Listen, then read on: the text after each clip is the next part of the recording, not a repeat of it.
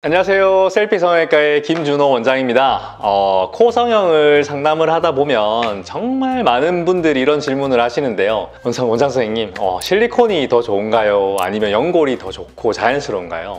이 질문은 사실 굉장히 자주 듣는 질문이지만 단순히 실리콘을 아니면 연골을 재료의 종류만으로 답하기는 좀 어려운 부분이 있습니다. 왜냐하면 코 성형에서 중요한 거는 재료의 그 자체보다 그 재료들을 어떻게 구조적으로 설계를 하고 수술을 하냐에 따라서 결과가 많이 달라지기 때문인데요. 따라서 오늘은 실제 수술에서 가장 많이 사용되는 이제 실리콘, 그리고 코 안에 있는 비중격 연골, 그리고 늑연골, 늑연골은 기증 늑연골과 자가 늑연골이 있고요. 그리고 귀연골, 이 4개의 재료의 각각의 장단점과 왜 그런 차이가 있는지에 대해서 근거를 가지고 설명해 드리는 시간을 갖도록 하겠습니다. 코 수술을 정말 생각하고 계신 분이라면 오늘 정말 중요한 내용이 많으니까 집중해서 꼭 들어주시면 좋을 것 같습니다. 우선 코의 구조를 좀 간단하게 설명드리겠습니다. 코는 제가 좀 뭘 가져왔는데 이렇게 생겼어요.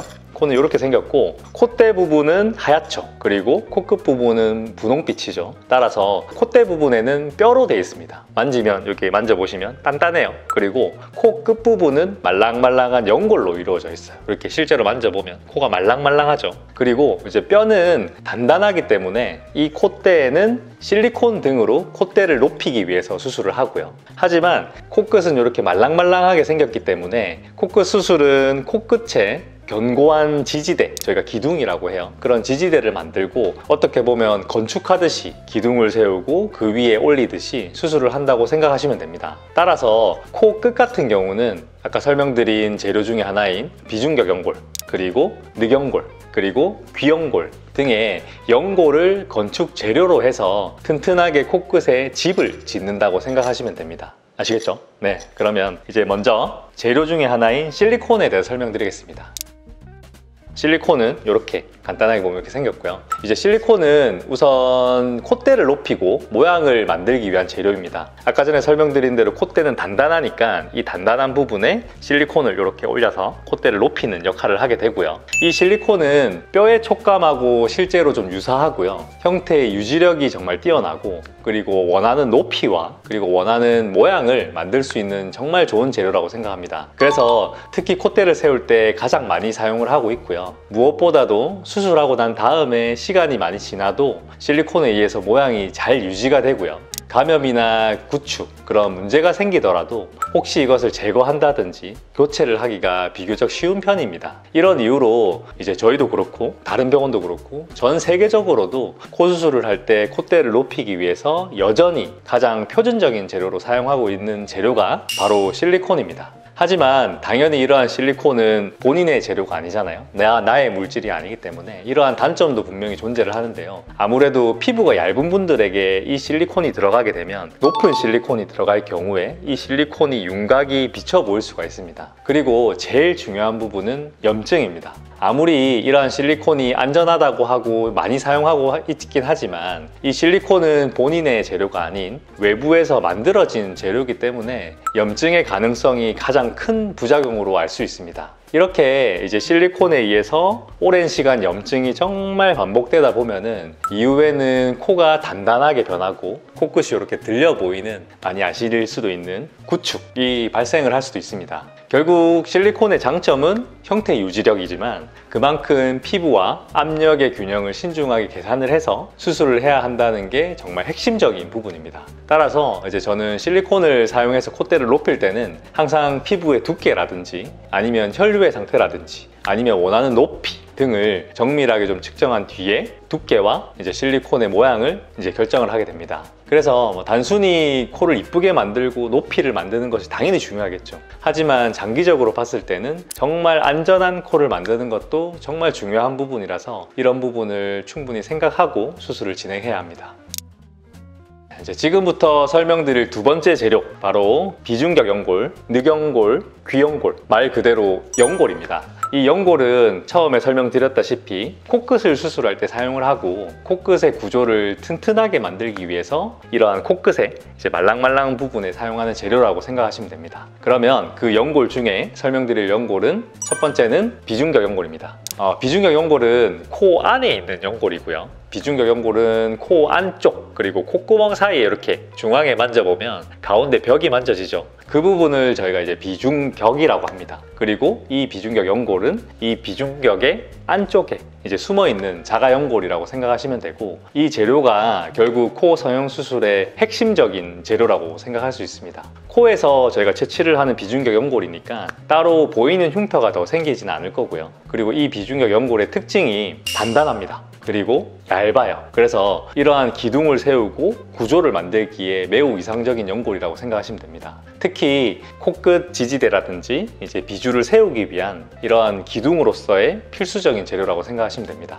그리고 이러한 비중격 연골은 아무래도 자가 조직이기 때문에 감염이나 이제 거부 반응이 거의 없고요. 수년이 지나도 변형이 적다는 특징이 있습니다. 하지만 이제 이렇게 만져보면 코 안에 만져지는 부분이 정말 작잖아요. 따라서 단점은 양이 많지 않다. 그리고 사람마다 이러한 비중격의 크기나 두께 그리고 휨의 정도의 차이가 정말 많이 납니다. 이러한 비중격이 크신 분들은 정말 크거든요. 저희가 이제 수술할 때 떼보면 놀랄 정도로 큽니다. 하지만 이러한 비중격 연골이 작은 분들은 정말 작을 정도로 이제 재료로 사용할 수 없을 정도로 작은 경우도 있습니다. 따라서 이러한 비중격 연골은 코 수술에 있어서 가장 핵심적인 재료지만 환자분들마다 정말 차이가 커서 정말 저는 이제 한 번씩 정말 이제 수술하기 전에 환자분의 비중격 연골이 정말 컸으면 좋겠다 이렇게 기도하고 수술을 들어갈 때도 있습니다.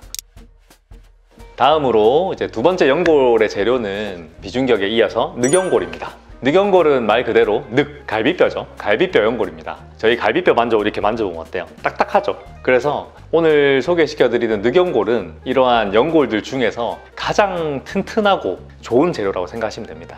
늑연골은 이제 자가 늑연골과 기증 늑연골로 나눌 수 있습니다. 자가 늑연골은 제 거니까 보여드릴 수는 없고요. 자가 늑연골은 말 그대로 본인의 갈비뼈에서 채취한 연골로 생각하시면 되고, 본인의 재료다 보니까 거부 반응이 거의 없고요. 말씀드린 대로 늑연골은 단단하죠. 그래서 코 구조를 정말 안정적으로 만들어줄 수 있는 장점이 있습니다. 하지만 내 자가 늑연골은 당연히 채취를 해서 수술을 해야 되겠죠. 그러면은 이제 가슴 부분에 한 2cm에서 3cm 정도의 절개가 생기게 되겠죠.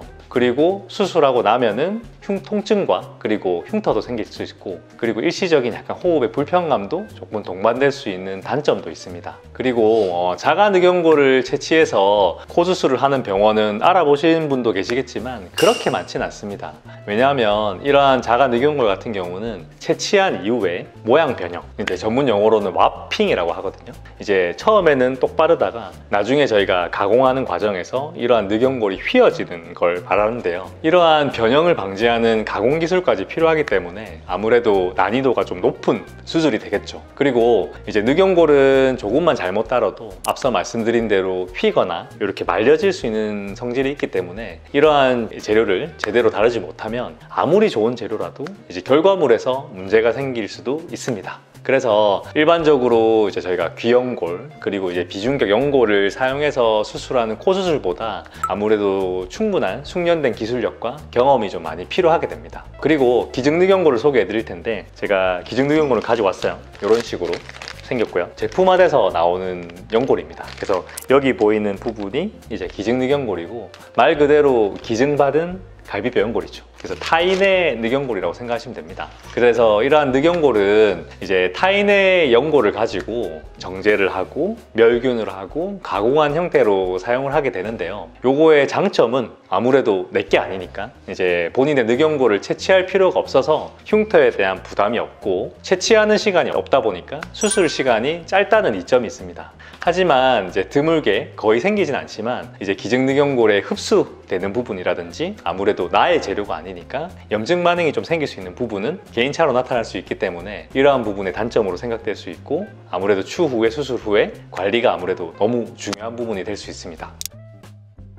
마지막으로 소개시켜드릴 연골은 바로 귀연골입니다. 귀연골은 제가 설명을 드리면 이제 귀를 만져보세요. 귀를 만져보시면 아시겠지만 말랑말랑하죠. 그리고 귀가 휘어 있잖아요. 곡선의 모양을 가지고 있죠. 그래서 귀연골 같은 경우는 다른 소개해드린 연골에 비해서는 부드럽고 이제 탄성이 좋아서 좀 자연스러운 곡선을 만드는 데 적합하게 됩니다. 그래서 앞서 말씀드린 튼튼한 기둥, 제가 비중격 연골, 늑연골로 이제 건축을 할 때 기둥을 세웠다면 이제 귀연골 같은 경우는 기둥을 쌓은 후에 코끝을 높이기 위해서 이렇게 탑을 쌓는 과정, 그런 과정에서 정말 좋은 재료가 될 수가 있습니다. 그리고 귀연골 같은 경우는 좀 말랑말랑하고 탄성이 있다 보니까 코끝이 비쳐 보이는 부분을 좀 막아주고요. 피부가 아무래도 얇으신 분들의 코끝을 좀 부드럽게 덮어주는 역할도 할 수 있습니다. 따라서 약간 귀연골 같은 경우는 코 수술의 약간 마감재, 이제 건축의 마감재라고 생각하시면 될 것 같습니다. 그래서 이제 귀연골의 장점은 설명드린 대로 부드럽고 이제 말랑말랑하기 때문에 이제 자연스러워서 인위적인 느낌을 좀 줄여주는데 좋은 장점이 있다는 부분이 좀 특징이고요. 그리고 아까 말씀드린 비중격 연골처럼 자가 조직이라서 거부 반응이나 감염의 위험이 특히 거의 없다는 부분이 장점이 될 수도 있습니다. 그리고 이제 다른 재료와 비교를 해서는 코끝이 단단하거나 너무 뾰족하게 보이지 않도록 어떻게 보면 마감재 역할을 해서 코끝을 좀 둥근 느낌을 준다든지 이러한 장점도 줄 수 있습니다. 하지만 당연히 단점도 있겠죠. 귀연골은 말랑말랑하고 휘어있기 때문에 구조적 지지력이 약하기 때문에 혹시 제가 말씀드린 기둥을 세우는, 단독으로 코끝에 기둥을 세운다든지 또 길이를 이렇게 연장을 해야 되는 수술에 있어서는 기둥 자체가 튼튼하지 못할 수 있기 때문에 한계가 있을 수 있습니다. 따라서 보통 척코 수술에서는 대부분 비중격 연골로 설명드린 기둥을 튼튼하게 세우고요. 그 위에 귀연골로 탑을 쌓아서 코끝을 높여주는 식으로 보통은 사용하고 있습니다. 이렇게 되면 코끝의 구조는 튼튼하고 코끝 표면은 정말 좀 자연스럽고 부드럽게 완성이 될 수 있습니다. 오늘 정말 설명드릴 부분이 많은데 아쉽게 이제 끝내야 될 시간이 왔습니다. 오늘 영상이 코 성형을 고민하시는 분들께 재료를 선택하는 기준을 조금 더 명확하게 이해하시는 데 도움이 되셨길 바라고요. 지식보다는 근거로, 형태보다는 구조로 설명드리는 이제 셀피 성형외과의 김준호 원장이었습니다. 영상이 도움이 되셨다면 좋아요, 구독 부탁드리겠습니다. 감사합니다.